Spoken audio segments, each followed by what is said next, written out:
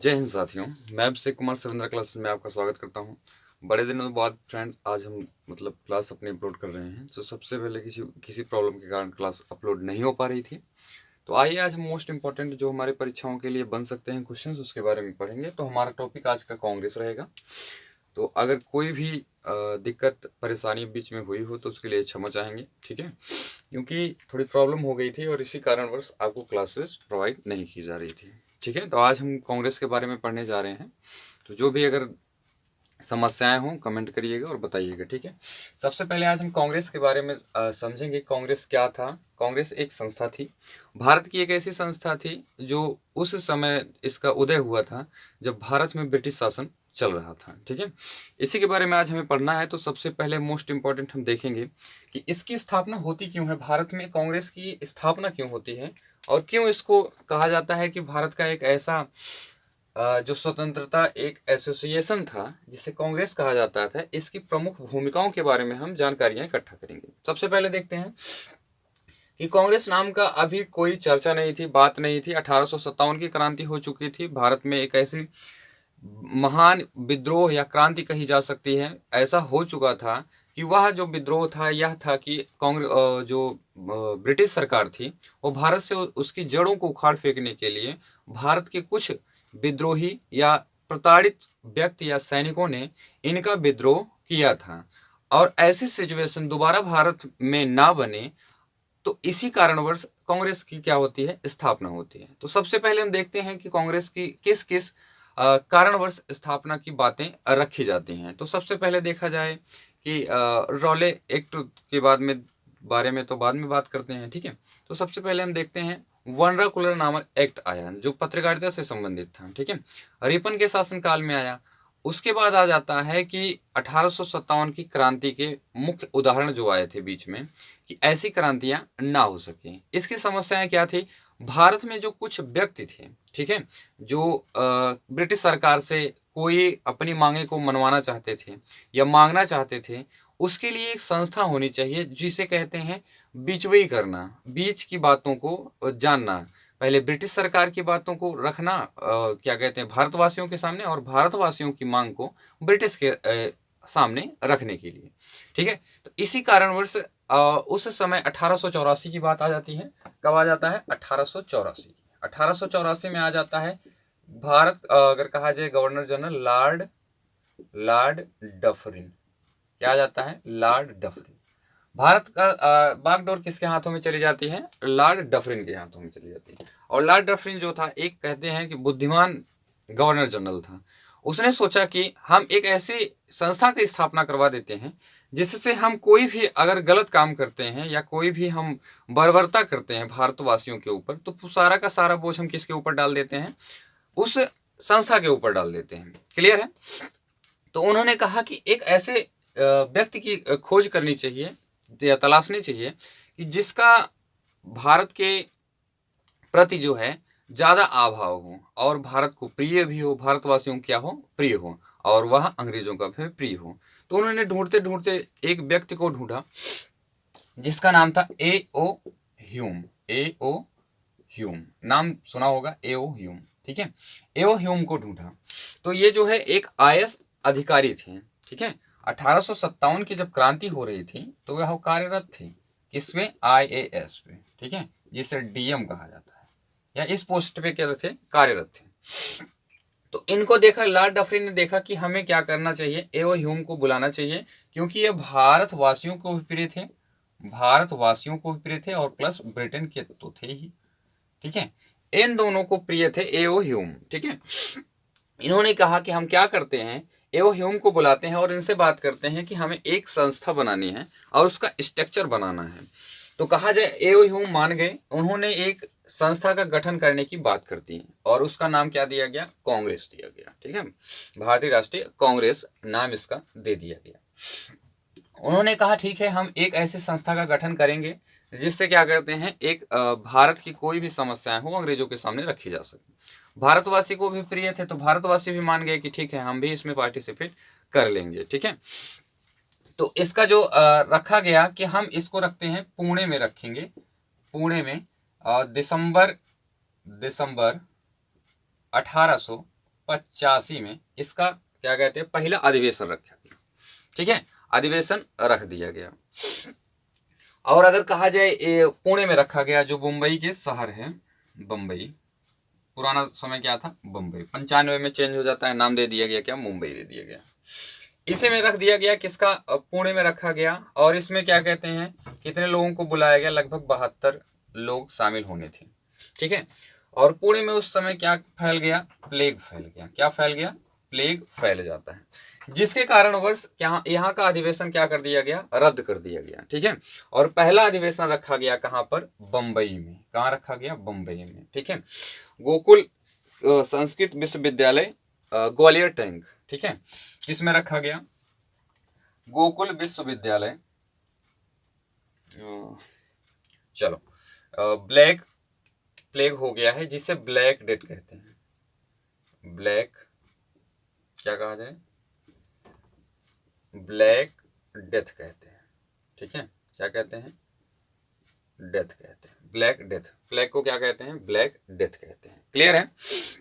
अब बात आ जाती है कहाँ की, स्थान देख लेते हैं, स्थान कहाँ था इसका, तो गोकुलदास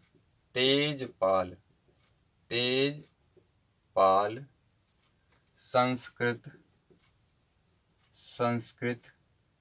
विश्वविद्यालय ग्वालियर टैंक। ठीक है, ग्वालियर टैंक वही स्थान है जहां पर क्या कहते हैं भारत छोड़ो आंदोलन का प्रस्ताव पारित किया गया था। ग्वालियर टैंक वही स्थान है जहां पर ग्वालियर क्या कहते हैं भारत छोड़ो आंदोलन का प्रस्ताव पारित कर दिया गया था। तो इसमें रख दिया गया अधिवेशन, और इसके हेड बनाए गए। हेड कौन बनाया गया, WC बनर्जी को क्या बना दिया गया, अध्यक्ष बना दिया जाता है WC बनर्जी को। पहला अधिवेशन हो रहा है 28 दिसंबर 1885 को पहला अधिवेशन हो जाता है। कहाँ पर हुआ, मुंबई में हुआ, और अध्यक्षता किसने की, WC बनर्जी ने की। इसके बाद समय अगर कहा जाए शामिल कितने हो गए, 72 लोग शामिल हो गए। और यह स्थान कहाँ पर था, बम्बई में था। ठीक है, स्थान जहां का इंसान भी सबसे ज्यादा वहीं के होंगे। तो पूछा जाता है कि जो पहला अधिवेशन हुआ था कांग्रेस के पहले अधिवेशन में सबसे ज्यादा जो है प्रतिनिधि किस स्थान से आए थे, तो बम्बई से कितने लोग आ गए, 38 लोग आ जाते हैं। कितने आ जाते हैं, 38 लोग शामिल हो जाते हैं पहले अधिवेशन में। तो रखा कहाँ गया, बम्बई। आपसे पूछा जाएगा पहला अधिवेशन कहाँ हुआ, बम्बई में होता है। और जो अध्यक्ष थे वो कौन थे, WC बनर्जी थे। पहला अधिवेशन रखा गया 28 दिसंबर 1885 को, 72 लोग शामिल हो गए, 38 लोग बम्बई से आ जाते हैं। पहले स्थान कहाँ रखा गया था, पुणे में रखा गया था। स्थानांतरित क्यों किया गया, क्योंकि उस जगह प्लेग नामक बीमारी के फैलाव हो जाने के कारण, इसी कारणवश यहाँ पर क्या कहते हैं पुणे में जो स्थान था उसको चेंज कर दिया गया। कहाँ रख दिया गया, बम्बई में रखा गया। क्लियर है। आइए आगे हम चलते हैं, आगे के बारे में हम थोड़ा सा देख लेते हैं। जैसे अगर कहा जाए तो देखिए, सबसे पहले हम देखा जाए इसमें गोकुलदास तेजपाल हो गया। आगे देखिए, ठीक है, दूसरा अधिवेशन की हम बात करते हैं। पहला अधिवेशन तो हो गया है, और अगर कहा जाए पहले अधिवेशन में कुछ इंपॉर्टेंट चीजें हैं। जैसे पहला अधिवेशन है प्रथम अधिवेशन,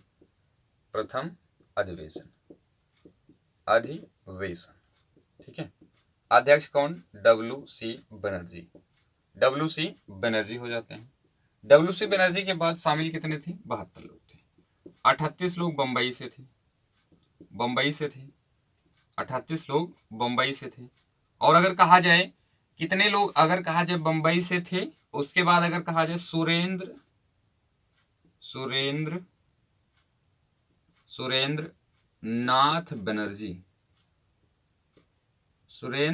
बनर्जी, यह जो है पहले अधिवेशन में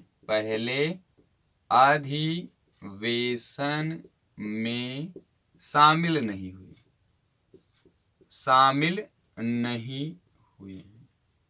शामिल क्या हो गए, नहीं हुए हैं। पहले अधिवेशन में शामिल नहीं होते हैं। और अगर कहा जाए इनका क्वेश्चन सबसे ज्यादा बार पूछा गया एग्जाम में कि वह कौन से व्यक्ति हैं जो पहले अधिवेशन में शामिल नहीं हुए। ठीक है, और डब्ल्यू बनर्जी का नाम व्योमेश चंद्र बनर्जी था। इनका क्या पूरा नाम है? व्योमेश चंद्र बनर्जी। ठीक है, ये पहले अधिवेशन की बात हो जाती है। इसके बाद आ जाता है, बात हम करेंगे दूसरे नंबर की अधिवेशन की। आइए देखते हैं दूसरा अधिवेशन जो है, दूसरा अधिवेशन देख लेते हैं। दूसरा नंबर अधिवेशन आ जाता है 1886 को होता है अधिवेशन। कहाँ का? यह हो जाता है कोलकाता का। कहाँ हो जाता है? कोल या कलकत्ता, कलकत्ता अधिवेशन हो जाता है। अध्यक्ष वह थे जिसे पहले या प्रथम पारसी कहते हैं। प्रथम पारसी, ठीक है। कौन से धर्म से थे? पारसी धर्म से, ठीक है।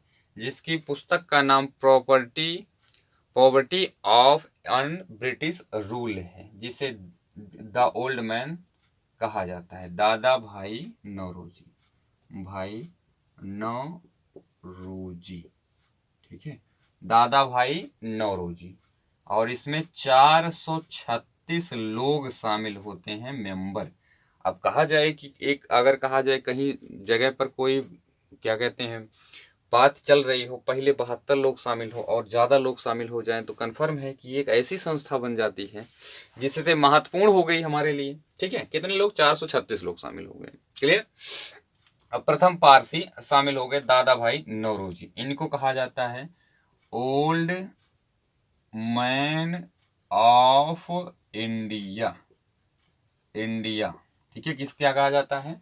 Old man of India.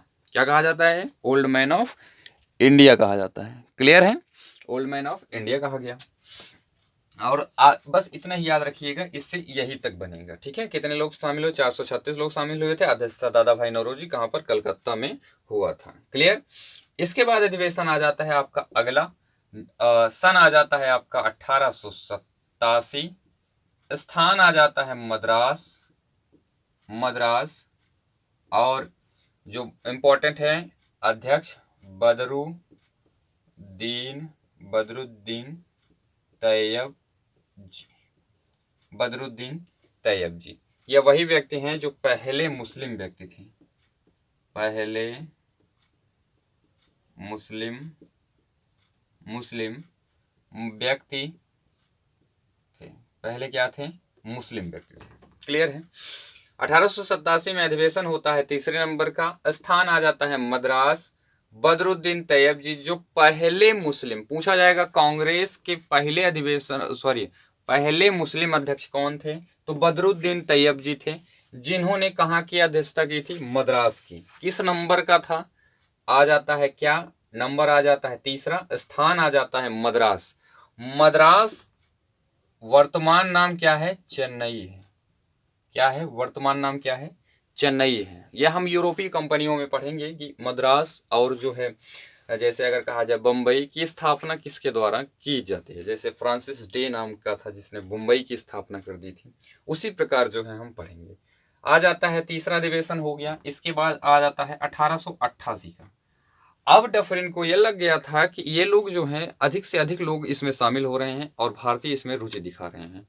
तो डफरिन ने सोचा कि हमारी सोची समझी जो संस्था थी कि हम ऐसी संस्था का गठन करते हैं, वो जो है हमसे दूर जा रही है। तो हम क्या करते हैं, इन्होंने क्या कर दिया, स्थान को चेंज करके, और 1888 चौथे अधिवेशन में इन्होंने पहला अंग्रेज जिसका नाम क्या था? जॉर्ज यूले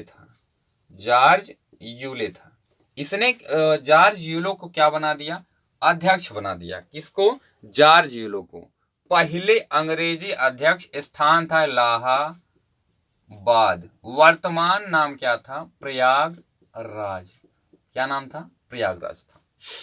इलाहाबाद में इन्होंने अधिवेशन करा दिया, जिससे भारतीयों को यह लगे कि यह भारतीय संस्था ना होकर ब्रिटेन की संस्था है, जिससे अध्यक्ष जब ब्रिटेन का होगा तो पक्षधर किसका होगा? ब्रिटेन वासियों का। तो उनको ऐसा लग जाना चाहिए कि भारत का जो है ये कांग्रेस जो है इनके विपक्ष में कार्य कर रही है।